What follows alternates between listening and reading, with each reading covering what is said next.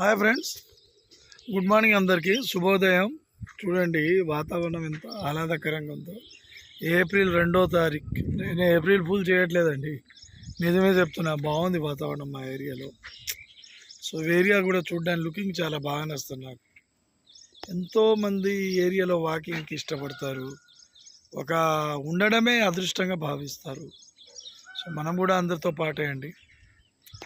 అయితే ఇక్కడ విశేషం ఏంటంటే, ఎక్కడ పోయిన నెమళ్ళు. హైదరాబాద్లో నెమళ్ళు ఉంటే భలే అనిపిస్తుంది. అది పాజిటివ్ ఎనర్జీ ఇచ్చి కిక్ అంటారే, అది కిక్ ఉంటుంది దాంట్లో. సో అది నాకు బాగా ఇష్టం. అలాగే ఈ ఏరియాలో మీకు కావాల్సినంత బోలెడు, దాన్ని ఏమంటారంటే ఎంటర్టైన్మెంట్ కానీ మిగిలిన అన్నీ ఉంటాయి.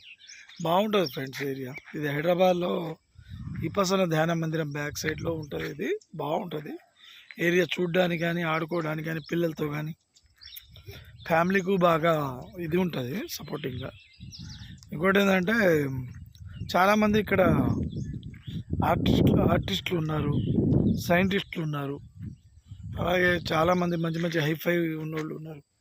కానీ నిజం ఏంటంటే, కొన్ని ల్యాండ్లు ఇంకా మిగిలే ఉన్నాయి.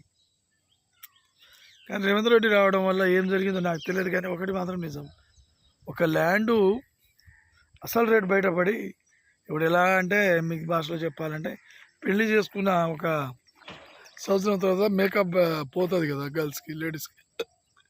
అప్పటి నుండి వాళ్ళకి డిమాండ్ తగ్గిపోద్ది. ఇక్కడ కూడా సేమ్ అంతే అండి, వాళ్ళకి డిమాండ్ ఉండదు. ఎందుకు? మేకప్ ఉండదు. సో ల్యాండ్ కూడా అంతే అండి. ఇక్కడ ప్రాపర్టీది అసలు రేటు బయటపడి సేల్ అవ్వట్లేదు.